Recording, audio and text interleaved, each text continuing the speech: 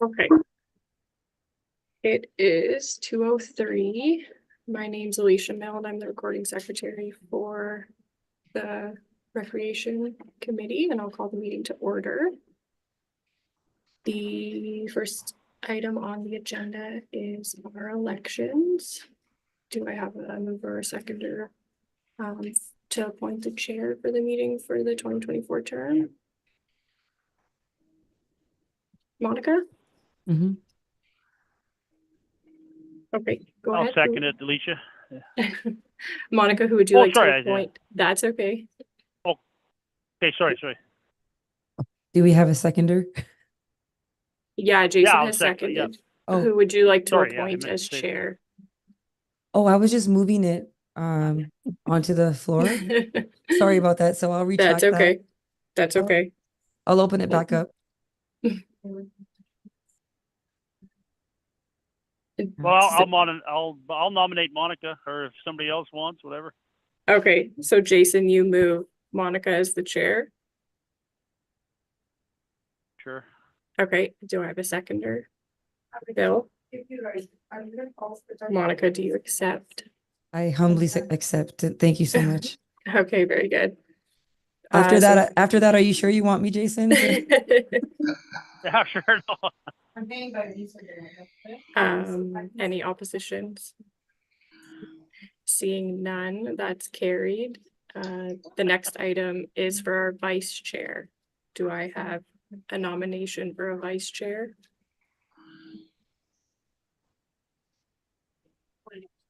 Do we have I'll nominate Bill? Jason.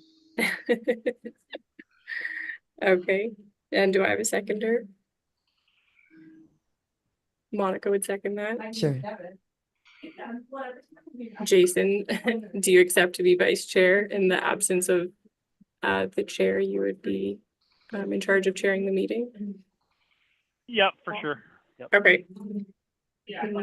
No oppositions. That is carried. So Jason's been appointed as the vice chair for the 2024 term for the Recreation Committee. And Monica has been appointed as the chair. So Monica, I will now turn it over to you to carry on the meeting. Thank you so much, Alicia. As always, you're wonderful, and thank you for helping to guide us through this. And again, just good afternoon to everybody for our May 16, 2024 Recreation Advisory Committee. Do we have confirmation of the agenda?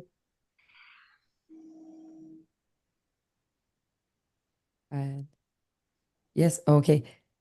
So we just need someone to move and second.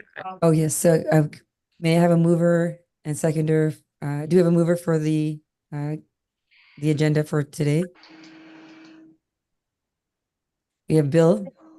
Do we have a seconder? No, sorry. I think we have Yeah, Jason. I'll second it. Sorry. Thank you. So Bill has moved it and Jason has seconded. Thank you so much for that. Do we have any declaration of pecuniary interest regarding any item on the agenda for today?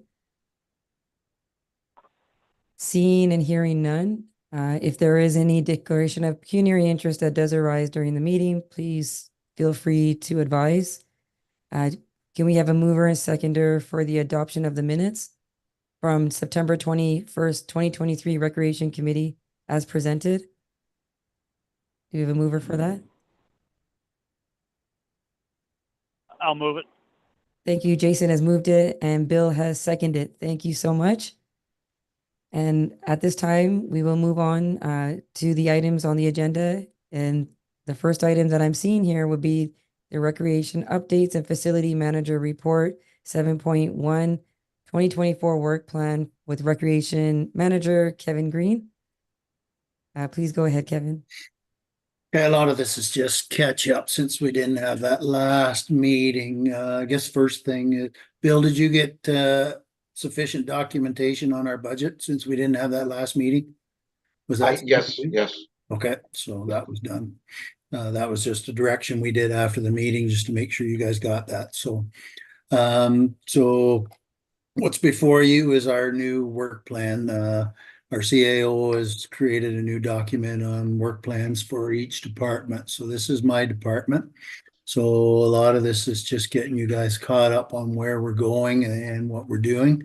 So I'll just kind of go through it real quick, and there are some stuff that I do need some direction on possibly. So if you have anything you want to speak to, certainly speak to it, because this is a lot of just ideas thrown out there, and we need to come up with the right plan. So obviously, number one's done, it's finished. We're into summer programming already. Accessibility is something we're working on. I got pricing on creating accessible seating in the lobby. It's a portable kind of like scaffolding setup, but all stainless steel seating platform, and the price come in around $10,000. The McIntyre building, we're applying for a grant currently, but we want to put an entrance on it with automated doors. Right now, we don't have any automated doors on it. So we do have to create that by 2025. The price come in pretty high, but we are applying for a grant for it. So hopefully if we get the grant for the McIntyre building, we do have some money for the McIntyre building that perhaps we can switch over to the arena seating. And if we do get the grant, we could possibly finish up 2 projects in accessibility under the same dollar. The pool lift and stairs purchase is a real pain. The only company that's got back to me on those purchases was from Quebec. And when they finally give me the pricing, the shipping from Quebec was $3,000. So it took the $1,700 project.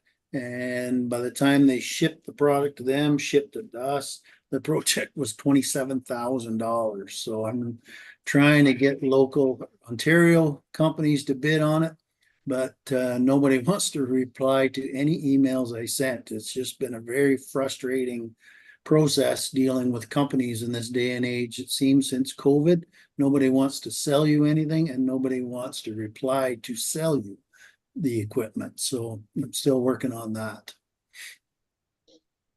With accessibility, we did have a little deal. Grey Highlands had to purchase bulk surface materials, and they had too much to do their playground. So he asked if I would split a load with them on engineered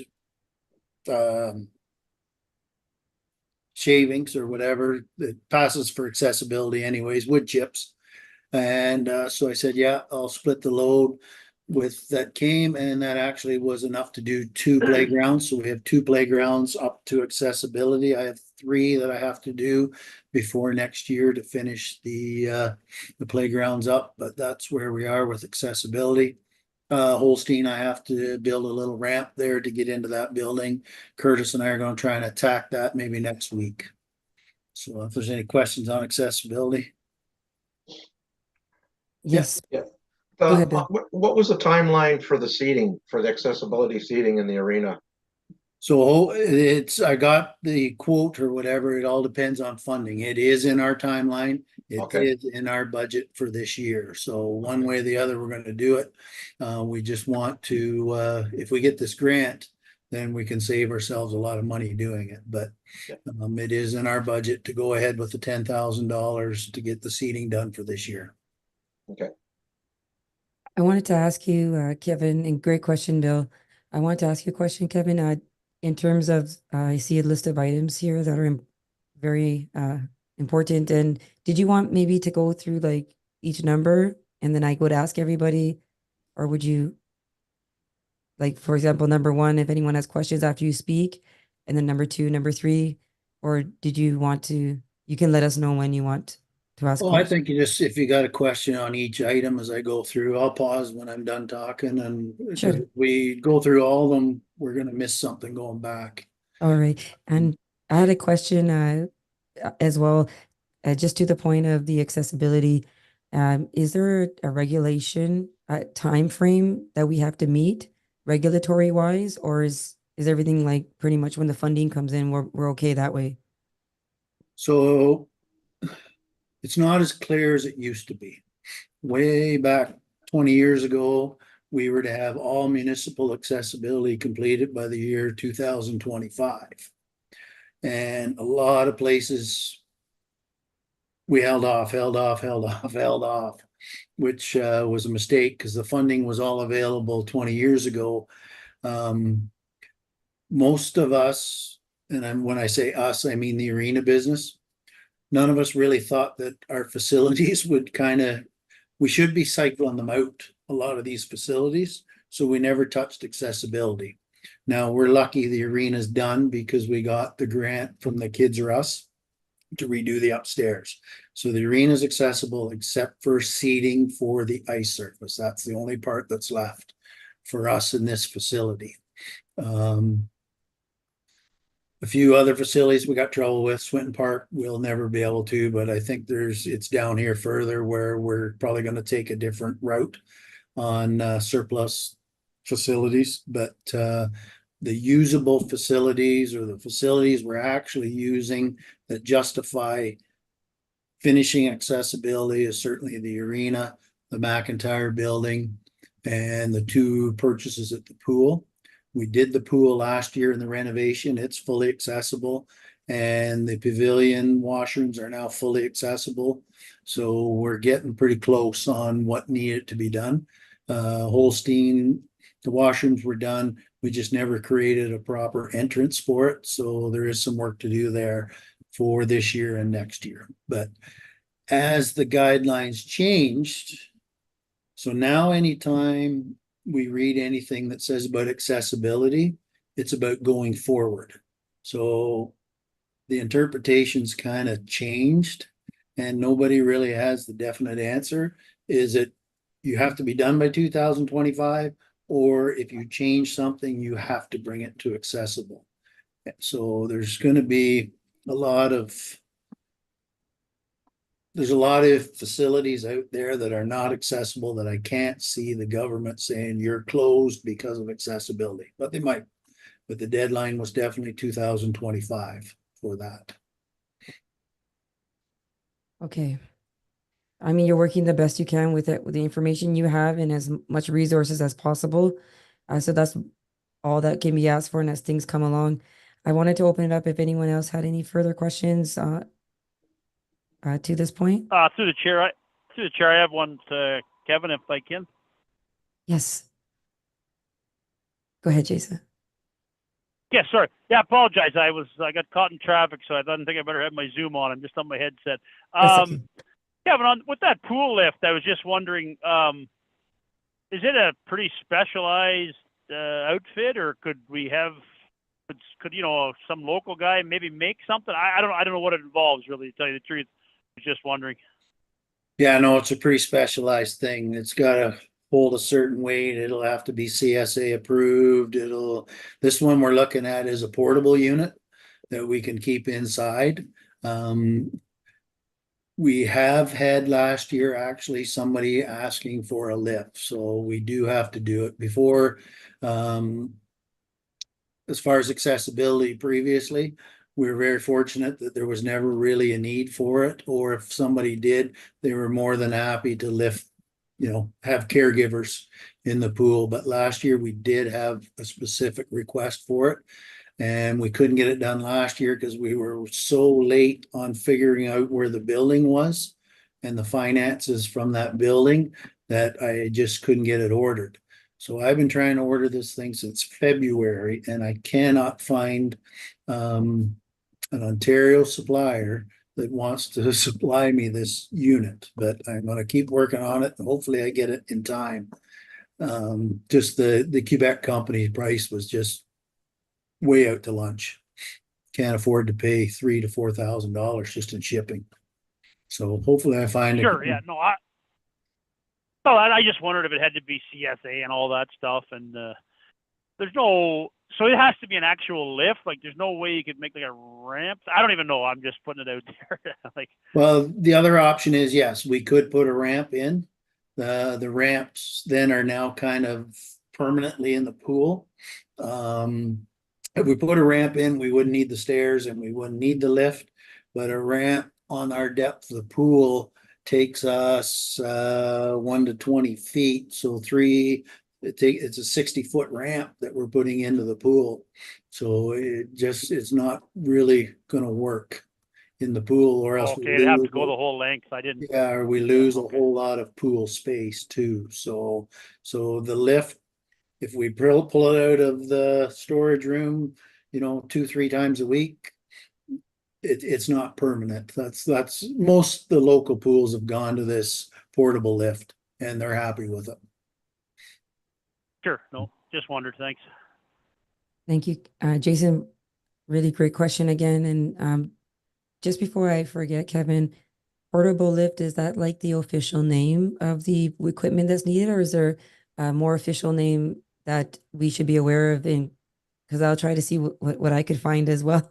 Well, it's an accessible lift to a swimming pool would be what it is. So it's just the communication. Either they're busy this time of year or they're not busy and they're not answering, one or the other. But I've got emails out to 3 different companies that say they supply it, and I haven't got a reply yet. So hopefully I can track it down and get something going here. Yeah, anything we can do to support you in this efforts that are really important. So thanks for that. Was there any other further comments or questions for the committee with regards to accessibility at this time? No, Bill, you're good. Okay. Kevin, did you have anything else to add, or were you feeling comfortable for the next item? Nope, that's good. So number 3, pool staffing, that's in place. We're done, ready to go with pool staffing. We're gonna have a new head guard. So we're the young lady that took the job, I think it's going to be very exciting, and I think she's going to do a great job for us. The grass tender's complete. That went through council. So number 5, the sports field complex.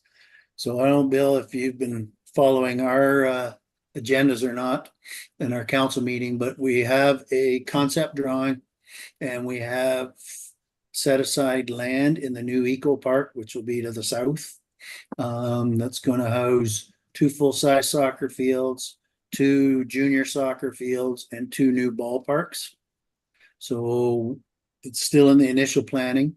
We need to finish that environmental impact study, and we need an engineered drainage and grading plan done, and we need that road to start. So I think we're trying to start that road. We're going to come in off Ida Street because we can't get access off 10. So if we build it across, hopefully we can get some access. We can save some of the topsoil. We can reuse some of the what we scrape off of the road, and we're not wasting aggregates or any materials. So that's in the works. That's in the plan. It's gone to council that we continue to proceed with that sports field complex. So Kevin, That's good news. yeah, I think that's a good point to stop right there for just a second. With regards to pool staffing, grass tender, sports field complex, thank you for that information. Was there any comments or questions from the committee on those 3 items? No, didn't you, Bill? You go, Jason. I just had a question with regards to when we're taking a look at the timeline for the environmental impact study and engineer drainage and grading for the sports field complex. Do we have an idea of what that would look like? It's an outside company. So Triton said they could do one of them, and the other one, the drainage and grading, no, the impact study, we'd have to get a secondary company to do that one. And the Triton can do the drainage and grading plan. So it's just more timeline, figuring out when we're going to actually start it. But the concept's there, and it all depends on this when we start the road. So Kevin, I have to ask, all the baseball diamonds and soccer are amazing. Was there anywhere to stick in a cricket field? So where we are with cricket is the design of the 2 soccer fields has 15 feet between them, and that we could put cricket on the new fields. Cricket is actually, Ethan was talking to him, they want to use our fields out here on the Ag Society this year even more, to the point where we are probably going to put a temporary pitch in the middle of it, because according to Ethan just told me this the other day that they were here and they want to use it more. So we are working fairly close with the group. They're playing out of Shelburne now in their ballpark, but Shelburne's struggling with their usage is going up too with the population on all their fields, so they're getting stressed on their fields too. So we are working with them, but the new plan will have the design is set up to put the cricket pitch between the two of them. So I had another, just to comment back to that. I'm very thankful and happy to hear that. And I know that I've been kind of writing you and bugging you in a nice way about, not bugging you, but we've had conversations which you've always been so open about trying your best and efforts to make that happen. And that was actually my next question was there possibility to have a temporary pitch? And you just already answered that. So Kevin, I think that's great music to many ears, as much as your team can make that happen. And if I'm not mistaken, that you said that may be a possibility for this year. It's going to happen this year. Yes. Oh my gosh, that's So amazing. they've already been here, and yes, they want to go. Like I said, it's a pretty rough field, and they said, no, the field's fine. We gotta come up with a way to get them a good sturdy pitch. So either the proper clay, proper something that the ball actually bounces true to the wickets.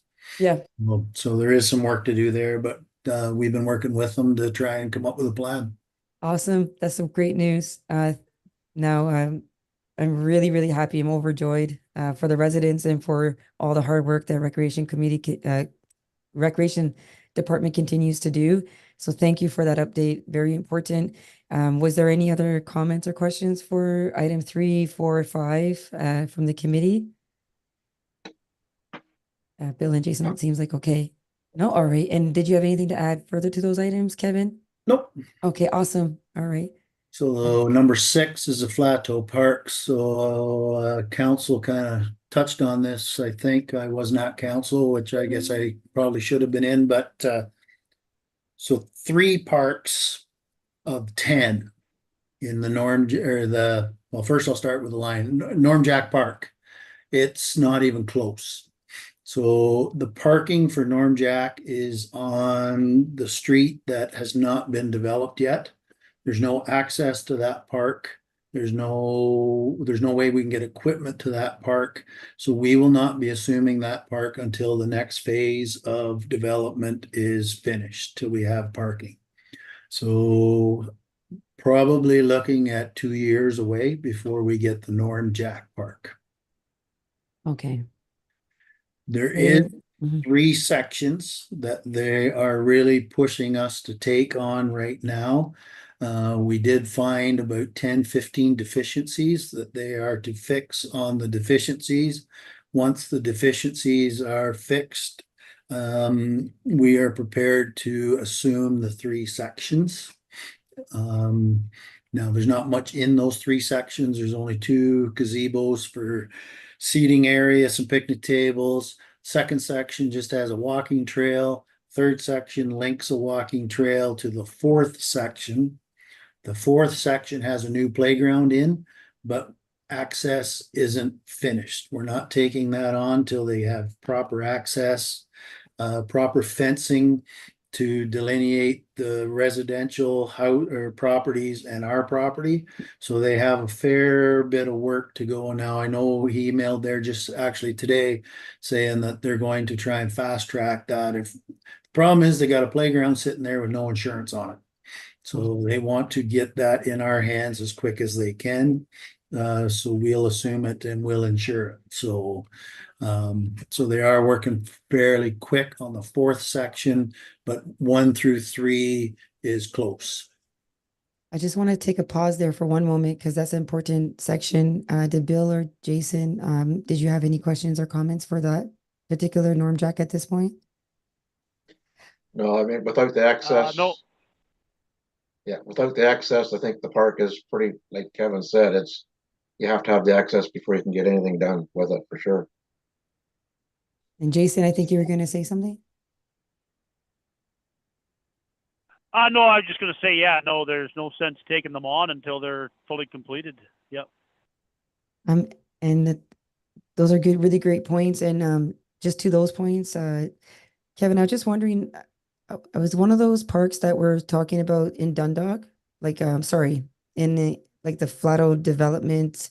'Cause I see a Dun Park, and that's the one that we're saying that there's not access to. No, the one that you see is done is the 3 sections that we're close to taking. The Okay. Norm Jack one is more closer towards Highway 10. Yes. And there's just no parking, nothing there. They wanted us to assume a soccer field there and the playground. I said, no, we're not touching that till we can get in there. So they've pulled back on sodding and finishing a lot in there to try and get this other corridor down the middle finished. It's more the insurance on this playground. They got to get it out of their hands into our hands as quick as they can.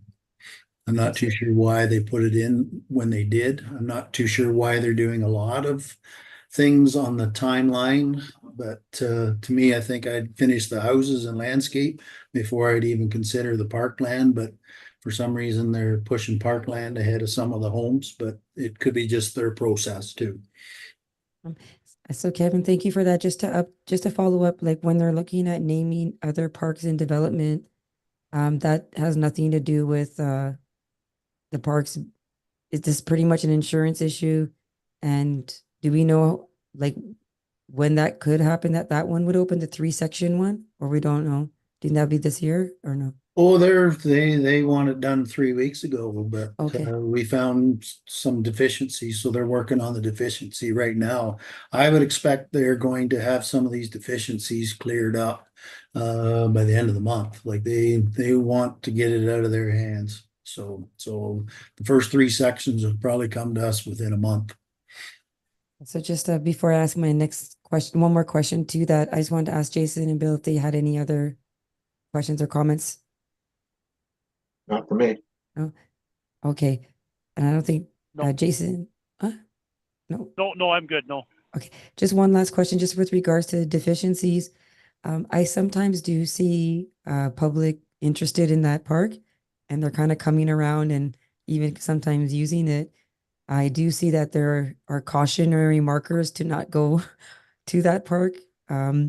Is there anything else that can be done to possibly not allow people to go there if there are the deficiencies, like no, there are the deficiencies, so just for safety? We have to watch what we do. Okay. Because if we do any work, then they could come back and say that we've claimed it. We're now assuming it by doing work. Now, I don't think Flateau would do that, but we do have to watch what we do. But we have recommended to them, yes, they've got to get some staff in there and start doing some maintenance, just to make sure that it is ready for us, because the one section was done 2 years ago in the wintertime. Well, their company signed off on it. They signed off on it as complete. And we went in there, there's rocks coming up. There's just not enough topsoil. Some of the grading's off. They didn't finish the fencing. So there's a lot of pieces that their landscape company kind of escaped on them by doing it in the wintertime, and Flateau signed off on it. Now they want us to sign off on it, and we're not accepting it as the way it is. So For we got some communities, work to do. and that makes so much sense. And with regards not to touch it first, you mean, do you think Flato could be requested to maybe put something around there so it would kind of be more of a deterrent? Because to be honest, I see people regularly thinking it's open and they're going, and what you said makes sense now why, we can't do too much. Do you think that's something we could request from them? You can. In taking the playground course, the only way you're going to keep kids out of a playground is to shrink wrap it. And even when you shrink wrap a playground, the kids will go inside the shrink wrap and use it as a tent. So the only real way of keeping kids out of that playground now is insure it. So hopefully Flateau has insured it, and it is safe. Okay, I've looked at it, I'm not gonna say anything about it, but other than it's done, it's safe. The surface material is good, the perimeter is all good. They just need to get some topsoil on so kids aren't playing in the mud. And the construction right beside it, there's no fencing to delineate what's our property, what's private property or construction property. So we told them, you gotta fence that off. You can't have kids going up into somebody's backyard, so hopefully they're working on it, but we've certainly told them what they need to do to kind of protect. Our interests are protected because it's not ours, perfect. but That was the main, Plateau needs to get going here, or else they're gonna get themselves in a lawsuit, but as far as that, it is safe. It's just a muddy mess. and kids love the mud, that's for sure. But thank you for that, Kevin. And I think that we really explored that item, and please take it away for your next one. So the part of the 3 sections Sure. is we don't have a name and we don't really have a policy for naming parkland. So I do need a bit of direction. I have an idea for it, and it probably would take a report to council. I just want to make sure that maybe we're heading down the right thought process. So when the land was sold, that piece of land actually belonged to Elliott's. And Ann Elliott, the daughter of the owner, wasn't overly happy that we missed when we named the Norm Jack Park, the Norm Jack Park. Her dad was also a counselor in Dundalk for years and years and years, and she was quite upset that that farm that we didn't maybe recognize the Elliott family. So I would certainly think that maybe we should be heading down the path of naming it after the Elliott family, or come up with names similar to, something they would like. I did reach out to Alan, the brother, but he hasn't, he didn't really, he's thinking about it. He hasn't really got back to me on it, but he kind of implied that his sister would be the best one to talk to about that, because she was the one that was more adamant. But unless there's any other thoughts, but I guess the proper way of doing it would be a report to council, but I just want to kind of get advice that this is probably the right direction to head, that family who owned the farm, was a counselor, did a lot of stuff for the community. Should maybe that be the direction I follow and try and head down that path? Or do I just go to council and say, hey, we got to name this park? We do the work backwards. So it's either or. I would like to open that up to Bill and Jason. Thank you, Kevin, for that. Go ahead, Bill. Well, thank you. I think that's a nice touch to, I would be fine with having it in the Elliott's name. I think that's a nice touch, being that it was the farmstead there at one time. So I'm perfectly fine with that. And Jason, did you have anything you'd like to add, or you're good for now? No, yeah, but I just totally agree. Yeah, no, I knew that was the Elliott farm, and no, it sounds good to me. I tend to agree. I'm more I'm not a official, I'm a local now, but not as local as everyone else. But I really love that idea of legacy and a succession of some sort in identifying and recognizing. And I think I think Bill said it really nicely, that it's a nice touch. Just hearing a little bit about the story, and I had no idea that there was a counselor that's attached to Elliott family for many years. I would ask Alicia, like, when we do the staff report, do we need to make a motion to do a staff report, or we just give direction to Kevin? It would probably be good to have a formal resolution so that Kevin can include that in his report to council. I wouldn't mind to move a resolution. Would I be able to do that as chair, or would I open that to the committee? Sorry. Typically, it's better that someone else moves it. Sure. Oh, got it. If would you're anyone- moving it, I think just, if we're doing that, just create the direction that we proceed with coming up with a suitable name for the park to council. I just don't want to say, hey, let's call it the Elliott Farm now, and then find out that they don't want that. Like, I don't know if she's so mad at us now because we didn't, that she may just say, hey, no, but just some direction that I maybe take a report to council with regards to naming that park. Sure. So I guess Alicia can help to, I see her typing away already to create that. Yeah, I've kind of been working on something. Oh, great. Do you have a location of the park, Kevin, that I can put in? It is Sealy and Wary Road. We don't have a civic address for it yet. Right. AKA my backyard. So, right? Just say we're gonna rename Monica's place. Yeah.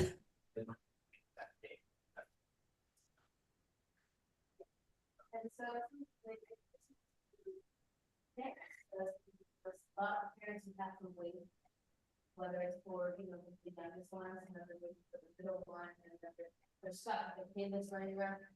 If they gave for one of the. While Alicia's doing that, I just had a quick question about, is there any way to speed up the naming? Is that's what we're doing right now? Like, we don't need any other parks name, right? Norm Jack, and now you're suggesting the Elliott. That's the 3 sections, right? There's not more names needed for the other areas. I one would name- say as they finish, Okay, as you get further down, we may want to create something different. It's just the way Flateau's building them, they're in like 10 different sections. So where they link together, we may want to take that to a non-personal name or something that, you know, you just never know how families reacted in the past. You just never know. But I think just to be politically correct, that, you know, name the ones that are on the Elliott farm. The next one, we'll revisit. We may link them together, but there's no hurry for those ones by any okay. means. Sounds good. Thank you, Kevin.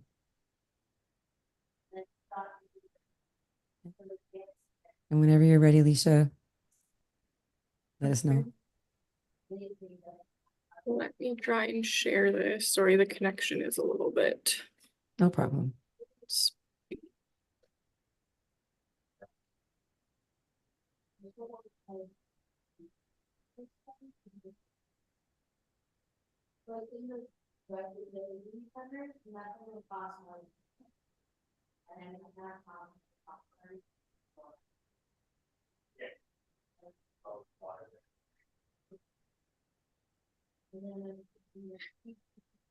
I don't know if you guys can see that yet.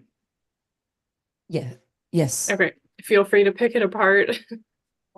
So far, did you want to go ahead and maybe probably read it out there? Because I know that Jason can't see it. Oh, right. Sorry, Jason. Okay, That's so I have be it resolved that the Recreation Committee supports the decision that the park located at Sealy and Wary Road be named with significance of the area, and that the Recreation Committee recommends council approve the naming as recommended by the Recreation Manager. I don't know if that's too vague or. Do we want to specify the Elliott family, or what do you think, committee? Or Just as Kevin mentioned, they may not want it to be named Elliott Park. Yeah, I think that's, you know, like you said, they might not want it. So Kevin, that should be enough direction for Kevin to bring back, I think. Yeah, it just says do some research and get it to council, and we'll come up with a name. That has significance in the area if the Elliots choose that they don't wish to have it named after them. Yeah, um, that's fine. do we have Mhm. a mover for that? Bill, I'm not sure Yeah, if, I'll move it. Bill or Jason Yeah, I can move it. Yeah. like to move it. Bill seconds that. So Perfect. that passes. That's the official word to say. Yep. Perfect. So we'll pass that there. I just wanted to ask a question with regards to another point that Kevin mentioned about not having an official process in place. Is that something else that we could probably request at this time? Do you think that would be a good idea for future? We have a roads naming policy, but maybe we can just add an addendum or change or add something to officially naming municipal land property, which is roads and parklands. Just, yeah, we've never had any parkland to assume, so we've just never really come up with it before. Like the last park we took was Pat Dale's, and it was named after Pat Dale's because he was killed in a car accident, but he was a very prominent member of the community and did a lot of donations and a lot of time. So it was named after that individual. So, but as far as the policy goes, I can review the road naming policy and see if it fits. It's just I know the road naming policy, it's more geared to council members than I think there might be a section in there on prominent community members, but I'd have to double check that. Do you need direction for that? No, I can look at that and it'll just be under policy review for council. All right, perfect. So we have a resolution that's been passed now. That will be a staff report being brought back to council for the naming of the park. Sealy and Worry. Was there any other further points or comments with regards to this particular topic from the committee? No? No, all I'll say is I think, yeah, I thought I like Kevin's idea for that. Just maybe add it on. I think we did some work on that road naming policy a few years ago, so I don't think it's too old, if I recall right anyway. But no, I think that sounds good. Perfect. Thank you, Jason. And Kevin, did you have any further comments regarding this item? Nope. No? All right, I think that was perfect. Please continue as you see fit. So the next item in the work plan is the multi-use facility. So again, Bill, I don't know if you've been checking our minutes, but Dina's presented a report there that we are researching the possible needs and where we're going with a new multi-use facility. The push more is on the administration office side right now. But what's coming out of it is I believe we're looking at getting a consultant to come in and come up with a need study design and where we go from there. So I would assume that would take us into late next year before we even get an idea in place. So we're probably 2 to 3 years away from breaking ground on a new multi-use facility. The recreation side of it, what we're pushing for is a full-size gymnasium and a 3/4 size field house. What we found with the upstairs here, it's full already. We're beyond the usage we got upstairs is great, small court, small whatever to start the programs, but we've already stepped into leagues. And the leagues we're running are 3-on-3. We could jump up to full-size leagues. So we've identified even in the DC charges that a gymnasium is going to be needed here with our community and the demographics that's moving in. So it's just where do we put it? We could put it on the front of the arena away from a multi-use facility, but I think that's what this consultant in the end will kind of come up with. So that's in the process. There's not really much more than waiting to see where Dina heads with it, and possibly the new position. That might be something the new position takes on, that is planning, building, and recreation. So we'll see where that heads. Was there any questions from the committee with regards to the multi-use facility or comments? Okay, I don't see any. Just a quick question. So I know that you mentioned consultants, so I guess there would be no preliminary findings from any research regarding needs and possibilities for the multi-use facility beyond what we know already. There's nothing new, I guess, until consultant comes in. There's nothing more that we can really know. What do you I would say most of it's now in Dina's hands, so that would Okay. be a question for Dina. as Right. to where she's heading with this. Or like I said, I assume this is going to be a project that the new position will take and run with, I would assume. Makes sense. Right, thank you, Kevin. Number 8, surplus lands and facilities. Again, this is, it might be too early. Again, this may fall under the new position of building planning but Swinton Park is a decision. This is the surplus land that we do have that's not being used to its full capacity. Swinton Park facility, decision needs to be made on that, and it could be made earlier. It could be made later. There's really no push for it other than the accessibility falls in on that facility. It's just impossible to make it accessible. The washrooms are an issue.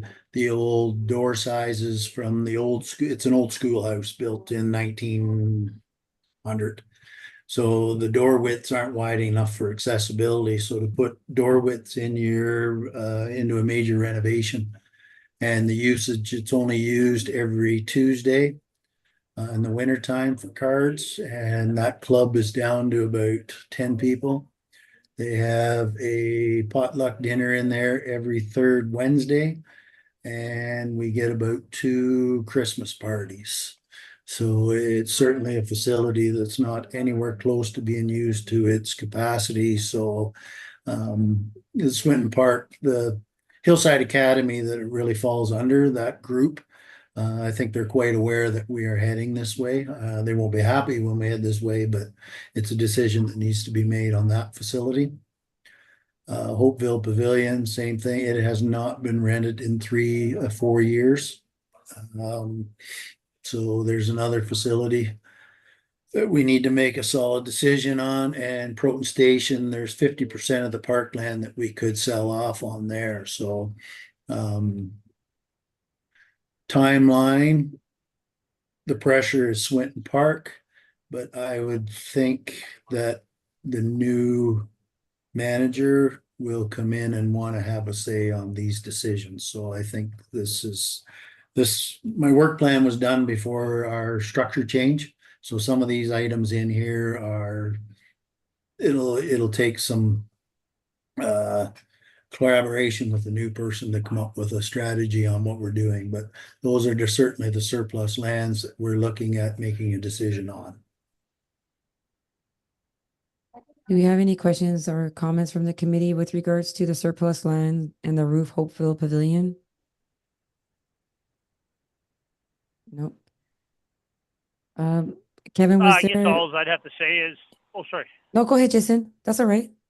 No, I agree with Kevin. There's going to be some hard choices here, but these buildings and these groups that we're using them, it's going to be some tough choices, but they're going to have to be made sooner than later, I think. And I guess that's more of a council decision, I imagine. So, but I agree with them.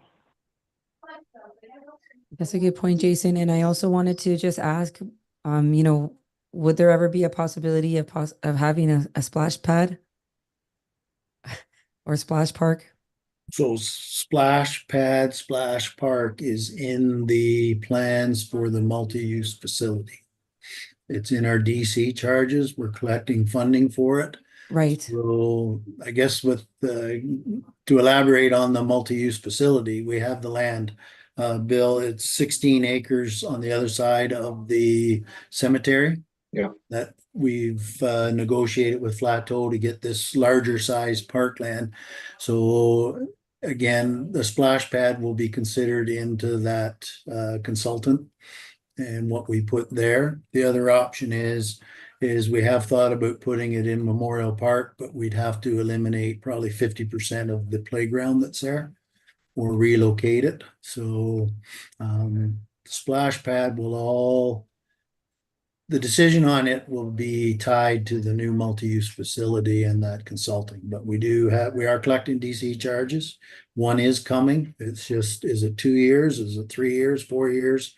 We don't really have a set timeline on that, but one is coming. And just one more follow-up question. Another idea that was possible, just to throw it out there just because of the land, was would there be a possible to have like a celebration square? Where there's be like, like some of the cities they have like a stage and somewhere where, because we have so many community groups and people who like to come together, and Hopeville is kind of like right in between, and it's a nice name. Maybe I talked to you about this last year. I feel like we've had this conversation. What do you- Yep, no, that'll be part of the multi-use. Multi-use. It just, we had a staff meeting at it and people threw ideas out and again, to me, that is probably going to be one of the major projects taken on by the new position. Okay, perfect. Thank you. There's no more questions or comments from the committee for those. I don't think so right now. Kevin, you can go ahead with the rest of. So number 9, the Hopeville Pavilion, I know it's not being used, but it does need a roof, so, I think the backlash of tearing it down versus $10,000 for a roof, I think we should put a roof on it.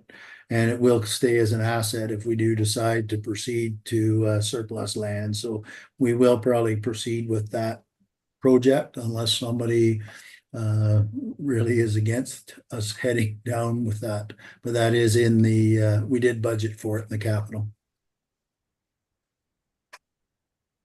Okay. It's kind of a difficult one because it's not really being used that much. So one argument would be, well, why fix a roof on it? And then the other one would be, it'd be more maybe to tear it down. Is that kind of where it is, where it's at? Well, if we don't put a roof on it, yeah, we'll be tearing it down eventually. So it's a valuable building to somebody if we do head down the road of creating that as surplus land. Or in the multi-use facility, if we don't go with the multi-use facility and the new administration office is by chance built in Hopeville, because that idea has been thrown around, it could be of value as a storage building or whatever there. So I think no matter which way you head, it's a valuable building to somebody, somewhere, sometime. Do we need direction on that? It's already passed in the budget, so It no. did, right? The 10, I think it was a 10,000 you said, right? Yeah, I remember seeing that. Unless we want to pull it as an advisory from the committee. I'll open up to the committee. What do you guys, does the committee have any thoughts on that?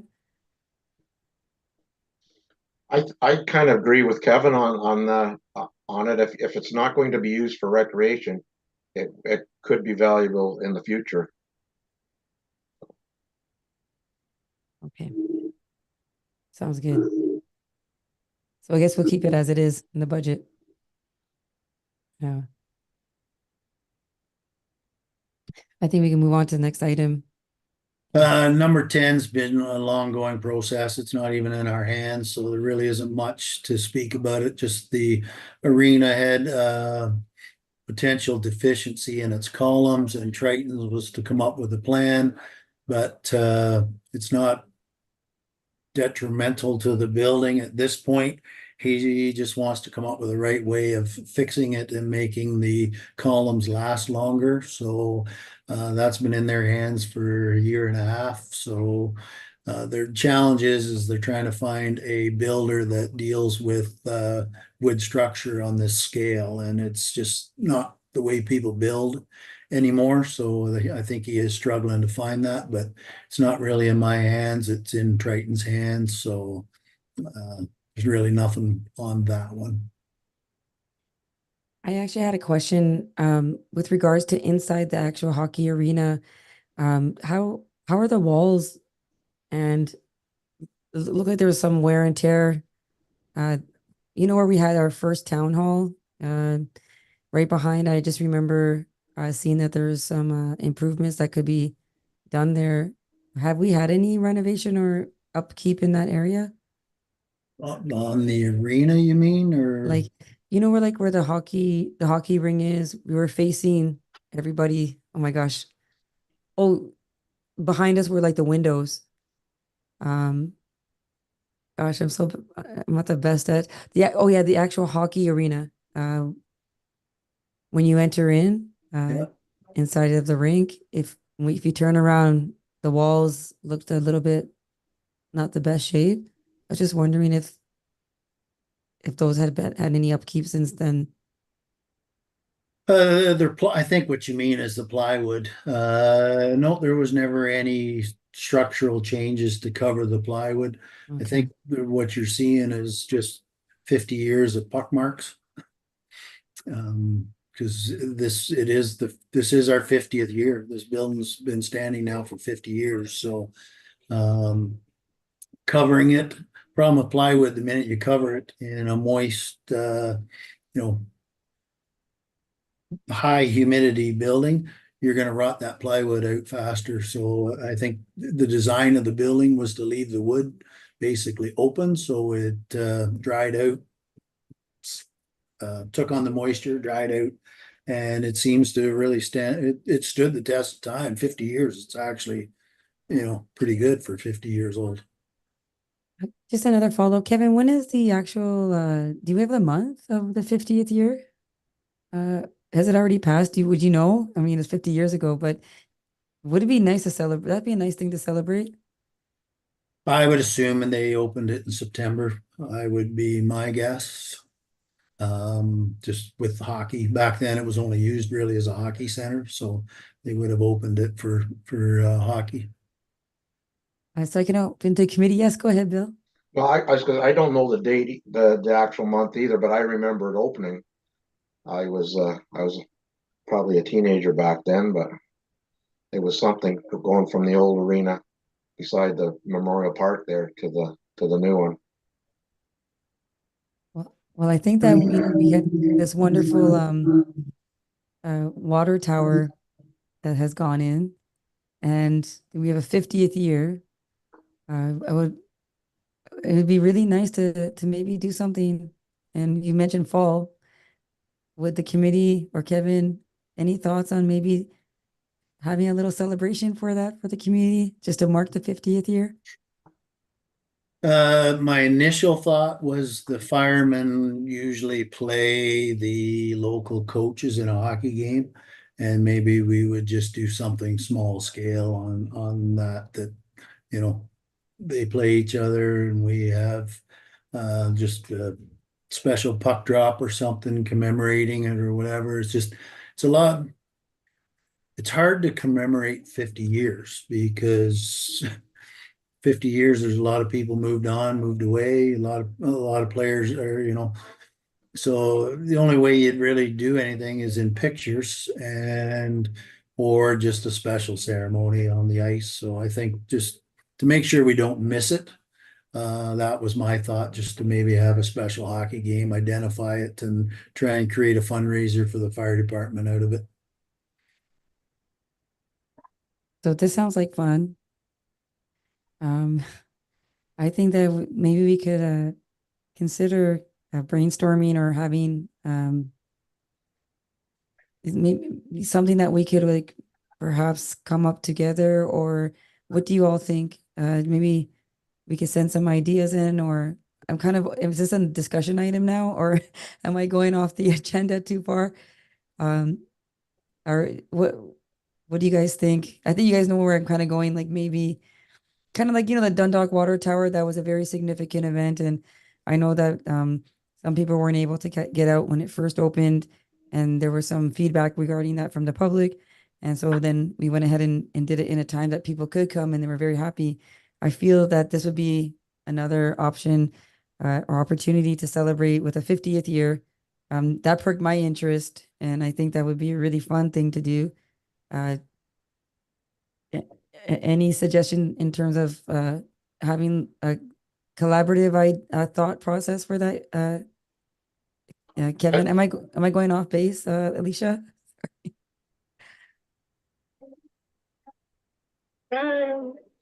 I think it's still keeping with the topic.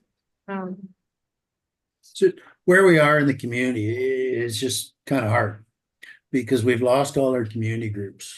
So our Lions Club's down to 3 members. So that's something the Lions Club would normally take on. Our minor hockey would normally take on something to make a big deal out of that. Well, they've now amalgamated with Flusherton. So we kind of have run out of the community groups that would even have that vested interest. So that's why I think the only hope we've got is something small, just because there isn't really the staff to get and the help to really get behind something major. In the past, I'd say 15 years ago, you'd have a great big dance and a celebration out there and a fundraiser, but we had a buck and doe here on a weekend on the ice surface that only 100 people or 75 people showed up. So, alcohol and dancing and whatever is kind of a thing of the past. So, I think just a special maybe day of minor hockey playing here and drop in and pictures in the auditorium if I can find them. But, I think the fire department, I think, would certainly jump on board with a little bit of something. But as far as creating a great big grand event, it's just so hard to run them now and get the volunteers. Sure. I guess it's something we could maybe, I hear you, Kevin, for sure. Yeah, we could always like discover, or maybe if any of us have ideas, I guess we could reach out to you anyway and then. Sure. And see. Any ideas? I just thought it'd be great. I may take a report to council too, just to see if somebody reads it and gets behind it. Yeah, because we could always also possibly involve like community groups and kind of put a little bit something, but we could talk about it for sake of time. They not to like start to go into the whole research process of that already, but no, that's really great. Thanks for mentioning that. Arena columns. Okay, but did the committee have any other thing to add about the arena columns? Nope. And I think Kevin covered that. I think we're on the finding partner to dance with arena replacement plan. So this is very preliminary because I've been toying with what do we do with a 50-year-old facility. Honeywood's in the same spot right now, the community to the east of us. What do you do with that arena? What do we do with our arena? Shelburne's is now probably 47 years. Flusherton's 52 years. It's going to be impossible for a community to replace an arena. Cost of replacing a standalone ice surface basic arena has now gone to probably $25 to $30 million. Mount Forest was lucky they did theirs back when it only cost them 12 million, and everyone was up in arms when it costed 12 for a single community. So the only way I think going forward to replace these arenas is to exactly find a dance partner to fund it. And the way hockey's heading is hockey's eliminating the small center standalone organizations anyway. So what I foresee is we're going to need a regional facility between Owen Sound and Orangeville for kids to play hockey. So the only way to fund a new arena would be to probably partner with Shelburne. Shelburne has, and Bill, you might know this, correct me if I'm wrong, 6 municipalities playing into that facility now, or is it 4? Counting Shelburne itself. I think there's 6. Yeah, it's 5 or 6. Yes. Yeah. And Melanchthon and Mulmer pay into 2 facilities. Yeah. We have our own. So I've reached out to Shelburne to ask them what their replacement plan is for their new facility. They didn't really have one. Bill, Councillor Ralph Moore from Melanchthon, he sits on that committee. So he's come to ask me kind of what our replacement plan was. Honeywood, they're sooner than the rest of us looking at a replacement plan. So we need to either get together or we're going to not have anything. So, and I told minor hockey that. I said, you got 2 choices. You start pressuring the municipalities for a regional facility, or you're going to Owen Sound or Orangeville to play hockey because we can't afford to build them standalone. So I've been trying to get, to me, our best dance partner is Shelburne. Their population is projected to touch over 35,000, I think is where they're at now, somewhere. Our final projections come in at 17,000.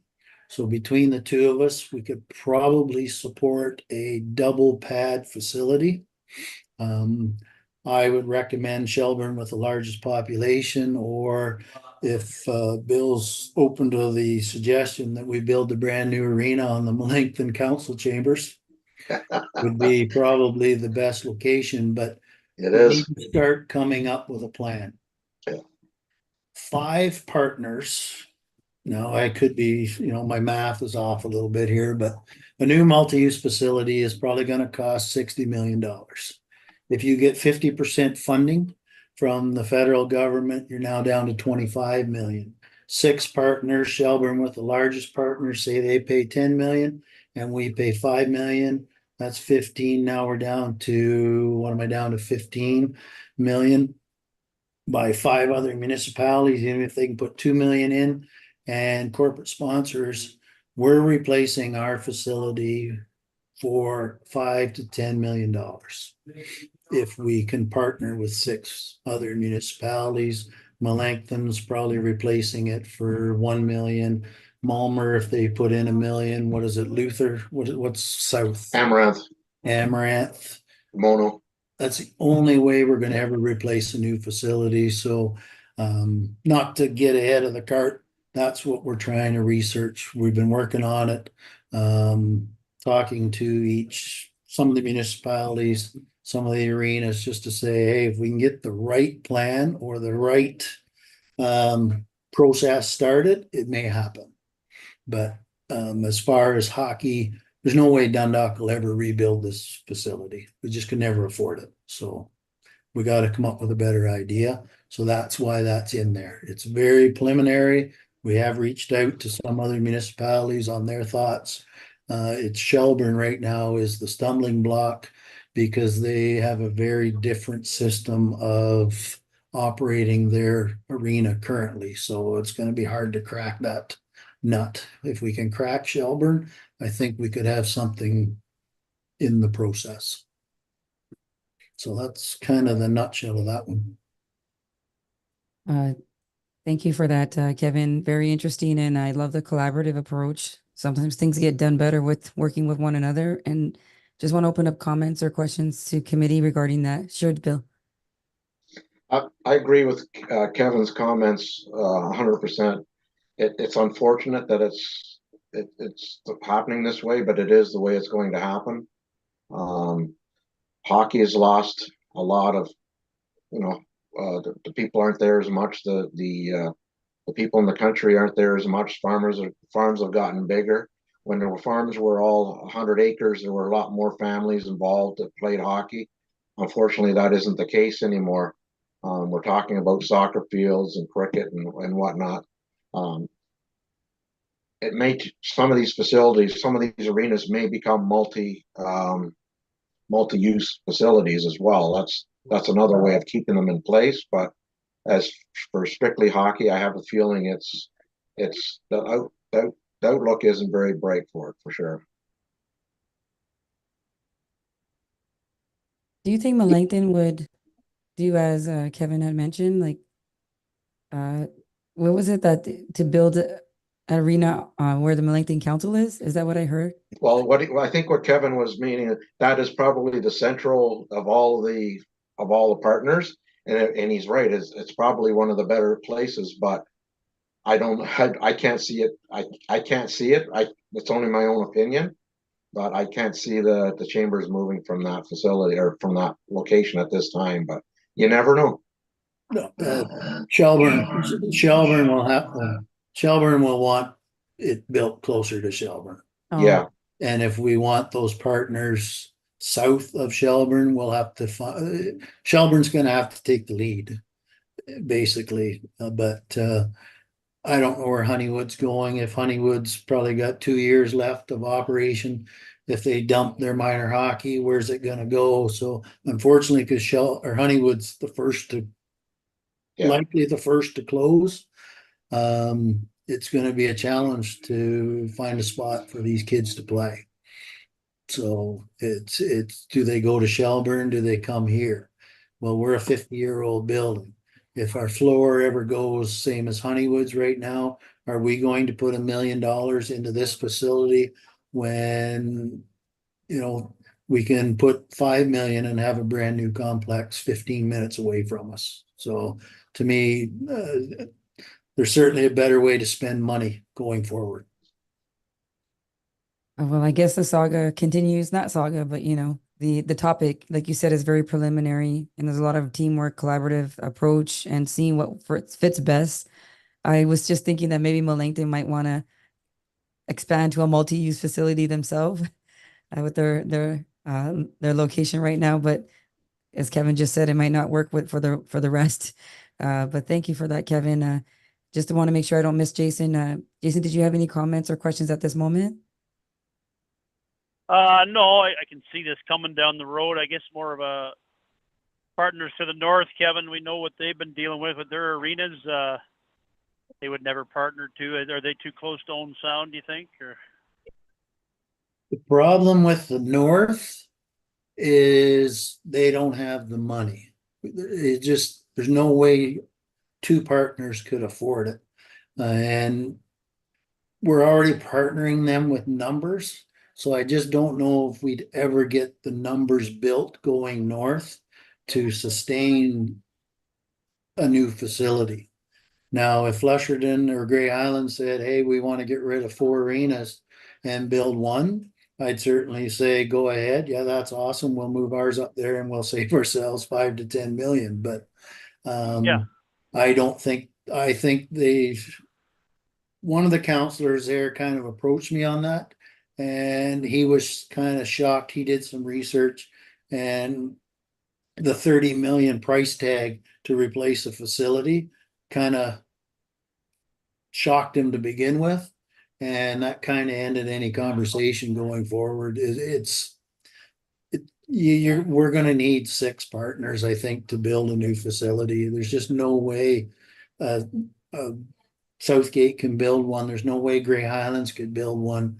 If we're going north, you want to get Chatsworth, Grey Highlands, Dundalk, probably Thornbury, Meaford, all on the same page to replace it, because it's just going to be way too expensive to replace an arena.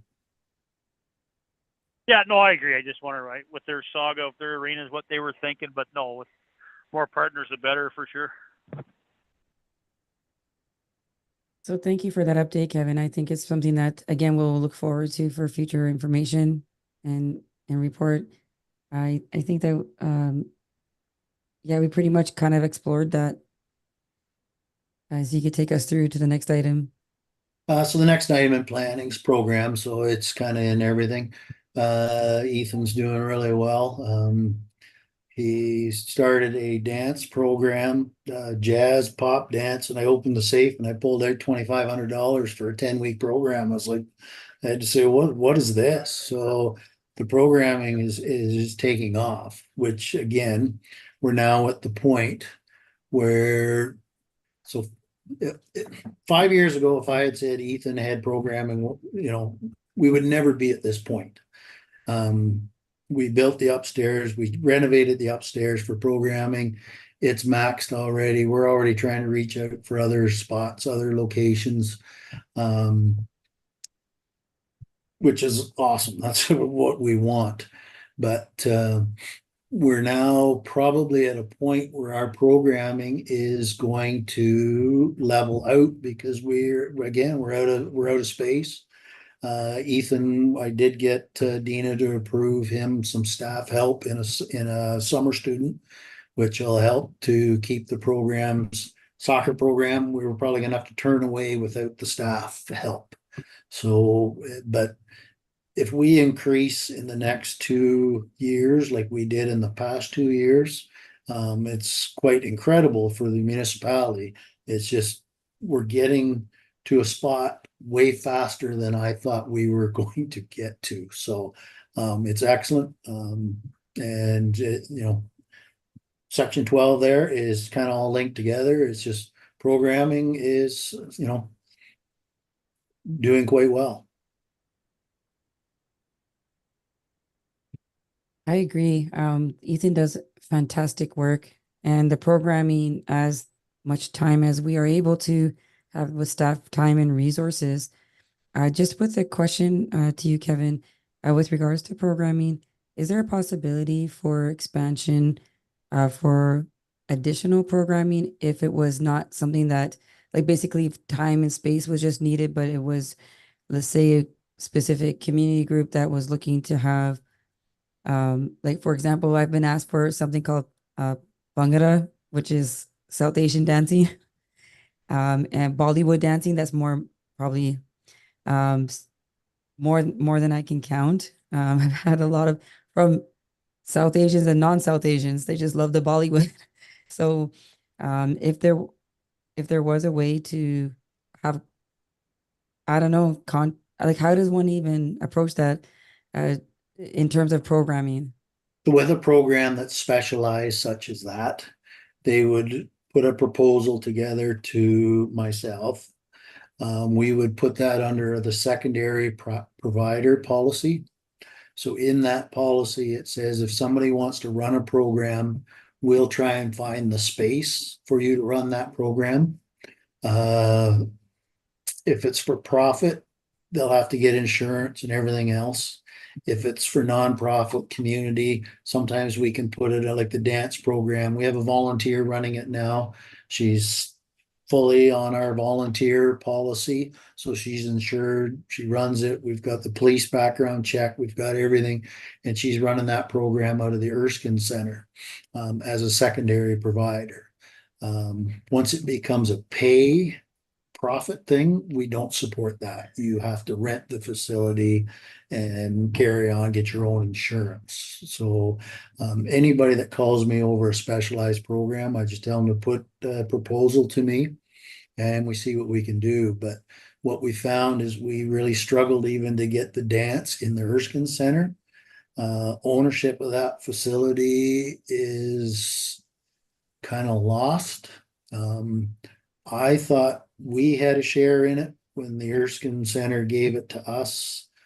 I'm not too sure if we gave it to the medical center, but the medical center feels they own it 100%. But we're fighting them a little bit, saying, hold on here, we give you 25,000 a year and support it. You give us that facility when you're not using it. So they fought a little bit on that with us. And I said, good, you can fight all you want. When that agreement comes up, I said, we'll be coming at you for the non-use time if you believe that you have ownership. But since then, they've opened it up a little bit to us. But we need to figure that facility out a little bit on usage because it could be used a lot more.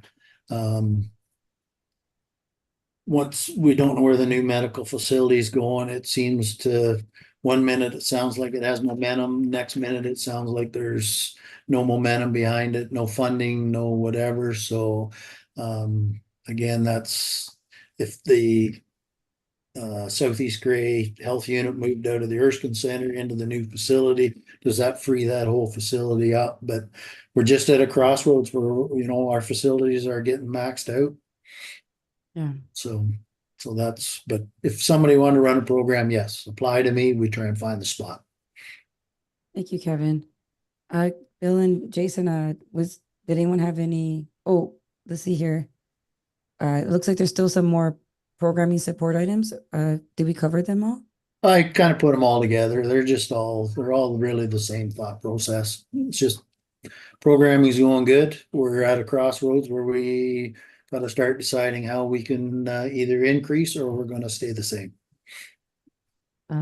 Kevin, one question about nonprofit pricing. Has that been something that's been reconsidered? Because right now, just because you mentioned it, it just reminded me. I think before there was a possibility that if something was nonprofit or community serving, that there may be a possibility for nonprofit pricing. Is that something that that would go through the secondary provider? So I would do a report to council. Council would decide on waiving the fees for an organization or for an event or some sort of program. But in the policy, it says it definitely has to be community beneficial. So it has to be open, non-inclusive, fully accessible, and, you know, Oh, so yeah, they would have just the contact numbers. you. I think it even says in it that, you know, we had groups trying to run a program, we put underneath it and 2 people showed up. So we changed it that I think it has to be a certain number of registrants too for it to be community supported. Okay. Perfect. Thank you so much. Looks like we're making it through, guys, to the items. I know we haven't met for a long time, so that's why this meeting is a little bit longer than normal, but I think they're really important items. So I think we're on number 13, if I'm not mistaken, for trails development. Yeah, that's just going forward. There really isn't much there. It's in our plan. We have that policy. It's just I put it in here to make sure we don't miss it as these subdivisions come in. So that's in the planning. It'll be in Flateau's planning. So really there isn't much there other than we are trying to link all our trails. Yeah, I agree. I think Bill and Jason, did you have any comment on that? No? No, I think Kevin is absolutely right. Once the subdivisions come online, then the links can happen at that time.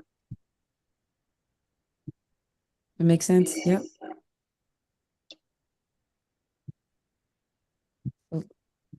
Now we have so we have recreation plans, which we're pretty So the much, recreation plans are in mine. I don't know where they're going. I assume when the new person comes in, they'll create their own plans. We'll probably be tendering out for a consultant to do a rec master plan.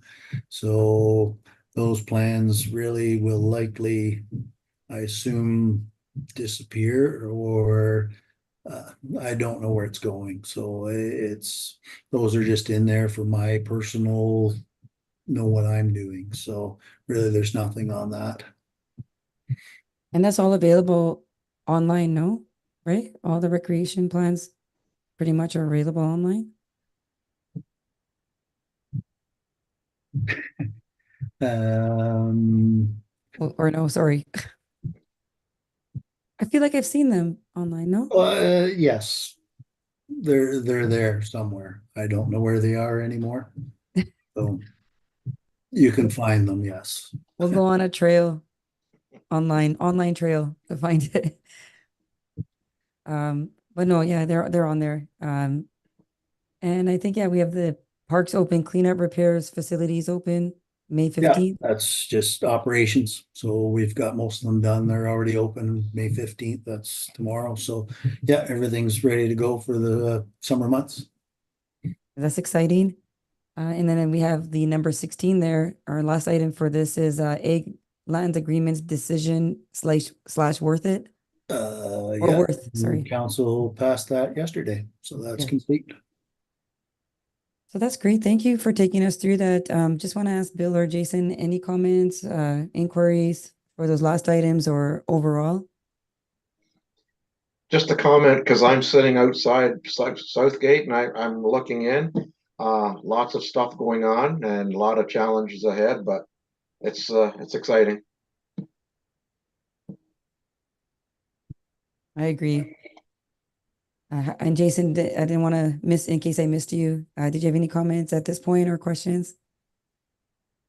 No, it's just I guess the same as what I said. Council, no, we like Bill said, we got a lot of stuff going on, and I just anything we do, I hope we try to get it right so it works out for years to come. But you know, I think if we're keep working at it and keep throwing around ideas, we'll get there.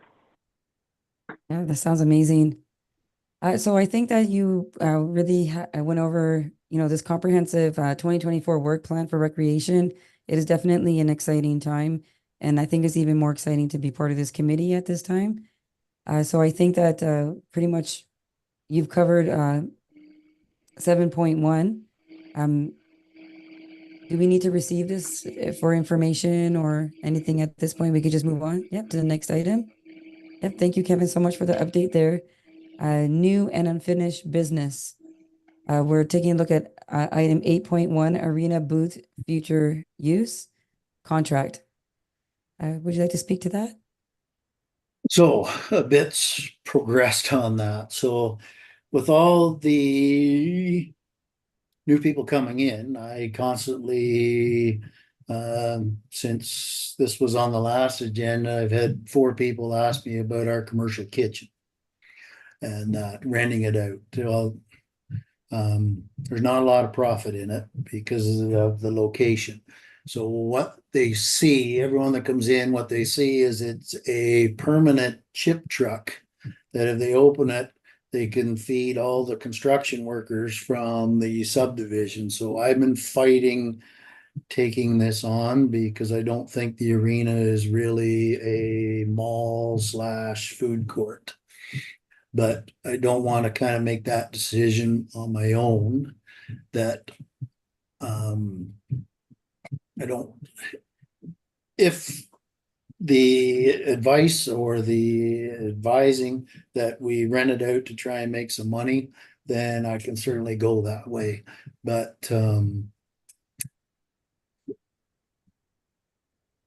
I don't think anyone will rent it out for the price I'm putting on it or what we're putting on it. And I don't think we can rent it out for anything less because I don't think the municipality's in the business of supporting somebody else making money by using our booth as a food truck. So I guess that's kind of point 1. So I don't know if there's any discussion on heading that way or some advice. Maybe just touch on something if I can, Chair. Or, yeah. Oh, yes, please. Well, that was just a comment. I get what you're saying there, Kevin. I don't know if you've heard how Spanky's and Holstein there have been at the Mount Forest Arena. Have you heard much about that? Or I think it turned out pretty successful. But as again, I don't, as you said, whether we want to have that opened up all the time. I know he's open quite regular out there, and I've heard that do all right. But I mean, not really bringing anything in other than the rental to the arena anyway. But is that something we'd look at, or once again, you're not really open to that opening up? So the difference between Mount Forest and our arena is the style of usage. And you'll know probably more, Jason, being in that facility more, but Mount Forest gets way more hockey games. They have the junior team in there. They get way more crowds. Since we've split our minor hockey organization, we're now getting just practices, basically. We might get 4 games a week in here. So there's no one really coming in. I know myself as a parent, if I see a booth open, I'll go buy a coffee to support it, but I'm not buying food from a booth. Last time I bought something was in Barrie Arena, and I went to support it. I bought a coffee and a chocolate bar, and it cost me $6. So there's very few arenas now that have a booth just because the usage has changed so much and the families changed how they spend money going to hockey. Mount Forest is one of the very unique facilities that you've got the girls program, the boys program, the junior team. There's a lot going on in that arena. A lot of my rentals are just private groups coming in. We're busy, but we don't have the crowd, the spectators, the people coming in. So yeah, I could say we could rent it out, but I also feel for the person that comes in, rents it out, and then finds out they don't make any money. It's just we just don't have the usage that Mount Forest would have. No, and I get that. I just was something like I realized that being on the hockey board before in Dundalk and that the way everything has changed, and even it used to kind of pee me off when you have somebody local running the booth and everybody walks in with a tray full of Tim Hortons. So no, I get it. It was just a question. Yeah. That's a good question, Jason. And would there be any area framework of a pilot project to see if this would actually work, or would that be something advisable? We ran it internally 1 year, and I hired staff. We paid them minimum wage. we paid the minimum wage all the way through. And at the end of the season, we made $1,000 operating it. So basically what I tell anybody, and that's when we had hockey here and games.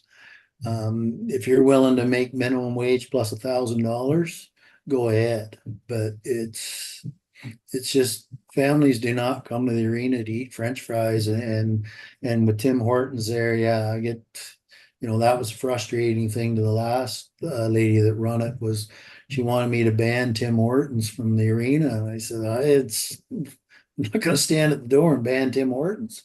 So she didn't even finish the year out. She was losing so much money. So Wow. I try and dissuade them, but maybe I should go to the next point too, because it kind of does tie together. Sure, please. So with the booth, our fire suppression system is due next year. So it's going to cost us potentially $8,000 to upgrade our fire suppression system. Now that was a quote from Georgian Bay, and Georgian Bay, we've moved away from them as a company. Southgate's moved away from them because of their pricing and their misleading requirements for service. So, but the new company come in, they said same thing. Yes, your bottle for your suppression system needs changed. Yeah, it's going to be pricey. We have the fryer and the grill. So minor hockey comes in, they see that, they want to use it. We turn it on. It takes work to get it to work properly, maintain it. When they leave, they don't clean it properly. We now spend time cleaning it and we're renting it out for $70. So it's not worth it. The only time the fryer is used is the swap meet and the fair. Those are two rentals that are free. And I would really like to get rid of the fryer, the grill, so it's not even there as somebody coming in saying, hey, I want to use it. Get rid of those two, go back to two normal house stoves that you can maybe do beef on the bun or something at the fair, but eliminate the cost of the suppression system, eliminate the cost of cleaning, maintaining, and just have a functionable kitchen in there for these events, the one-off events such as minor hockey tournament, trying to make a little bit of money, the Egg Society coming in using our equipment for free, and the swap meet coming in using our equipment for free. It's just more of a headache. And now the fire department has made a recommendation because it's not used enough that they're supporting my recommendation to eliminate the fryer and the French fryer and the grill. So if I eliminate that, there may not be much of a appetite to rent the concession booth too. So it's just, I don't want to make that decision kind of on my own. I just want to make sure that my thoughts are heading down the right path, that it's something that we should certainly be looking at. The fire department supports heading down that avenue of getting rid of the fryer and the grill. And the new company coming in has suggested it's going to be pricey to replace the suppression system for those two units. Thank you, Kevin. Just a question. Who is responsible for routine maintenance and emergency repairs for this equipment? So we clean them and look after them. Hopefully the user does a good job of it, cleans it, maintains it, and that the suppression system is inspected once a year by an outside company. So that's another cost, but it's just coming to the time where it's going to cost us money. If we had rentals and it was used, I'd say, yeah, let's spend the money. But for the usage we have right now, I don't think it justifies the spending of fixing or maintaining the suppression system. Did Bill or Jason, the committee, have any questions or comments about that feedback? Sure, Bill. Yeah, I think, well, you can't have the grill and the fryer without the suppression system. So they go hand in hand. So I kind of agree with Kevin that, the conventional stove would probably be the best way to go. Kevin, would that be likened to Frank McIntyre building? Like the way they have that kitchen there?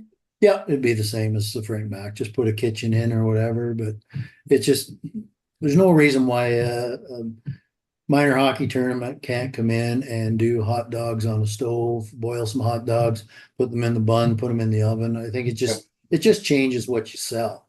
And why are we supporting financially somebody else to make money on free rentals? Yes, I understand that they are community events and we should support the community, but not at a cost that we're not recouping anything back. Do you need that? Because you said you didn't want to make any decision on your own for that, which I understand and respect. Did you need direction on this?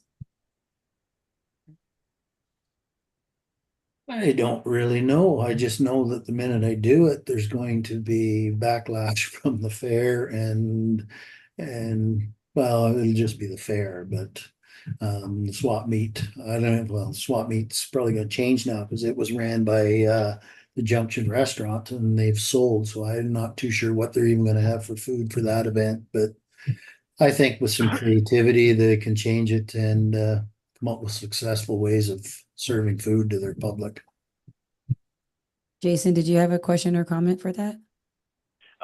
More comment, I guess. I agree with Bill, and I brought up that Spanky's thing, and then I guess that's good. That's why we have discussions. I've been around the Dundalk Arena for 30 years, and Kevin's there every day. Yeah, he's right. There's no traffic in there at all, and nobody buys it. So, no, I would fully support, like you said, getting rid of the fryer, and we don't have to look after the suppression system. I know when me and my wife were on the hockey board a lot, yeah, we would do roast beef on a bun, cook it at home, and just put it on a hot plate even. So the stove's a good idea. Yeah, it would save a lot of grief. And that was actually really opened my eyes. I never really thought about it. Yeah, you kind of, I guess you get, you're thinking about the old days when the booth was there, you got a coffee and maybe the kids got a friend, but those days are gone. So I agree 100%. Just to that point, Jason, and to you, Kevin, if this was to be something that was, removed, is it such a big to do if in the future the need should arise to implement again? I don't think you want to go backwards and then try and go forwards. Just the cost of the equipment is quite pricey. So, if we get rid of it and we sell the fryer and sell the grill, to turn around and come back, yeah, to bring it back in, you're probably going to be 5,000 on the 2 units. And then the suppression system, the quote to install a new suppression system was 8 to 10,000. So once we go this route, I think it'll save us a lot of money over time. But once it's made, I just can't see us going back or going the other way. Is this decision something that needs to be made now, you think, or we have some time maybe to review it later? Because it seems like it's a little bit not too sure yet. What I can do is reach out to the organizations that use it and see how much backlash we're going to get from it. And if they're adamant or whatever, then maybe I'll just take a report to council on it and maybe they can come as a delegation if they're so adamant on the booth. I think, yes, I would weigh my decision on the current users, which is 2, versus somebody coming in trying to create a business out of it and finding out that it doesn't work. So let me do some work on it. And if I feel there's controversy over it, I'll just take a report to council. I think that's really wise, Kevin, in terms of the consultation piece. And certainly we don't want you, to have, it's better this way. I think I agree with you. So I think you said you're on your second point. There's a few more points there, I believe. No, that was it. It was Yeah. just trying to come up with the right decision on, you know, because yes, once I make the decision, there's no going back. So it's a decision, but again, it's infrastructure that we're maintaining that we're not using. And Jason said before that, these hard decisions, we got to start making them. We're spending money and maintaining now may not be a lot, but it's just money we're spending that's, we're not recouping. And we got to be a little bit more fiscal responsible, I think, to the taxpayers, even if it is only $5,000, whatever it is. But these decisions are going to have to be made. So at this point, I guess you wouldn't need any direction from us to obtain report and kind of break it down what the cost is and what we're losing and what the feedback is from the people that are involved, like the Egg Society and all that. We don't need a direction for that, right? No. Okay. So we'll rely on you Can I to, ask something? yeah, for sure, Jason. Yep. No, I was just wondering, going back to that, if Kevin reaches out to those couple organizations and they're, the backlash isn't as bad as we think it probably would be, can we just go ahead and do that, or is that something that has to come to council, Kevin? I didn't know. Have to come to council to sell that stuff and take it out, or is that something that we can decide here? A 2-minute I mean, if you discussion. reach out to them and you don't get much backlash, you know what I mean? Like, just, I don't know, get rid of them, and that's what we're doing, yeah. It wouldn't hurt a 2-minute discussion at council level, and then it's in there, really. I guess. Yeah, I guess. Yeah.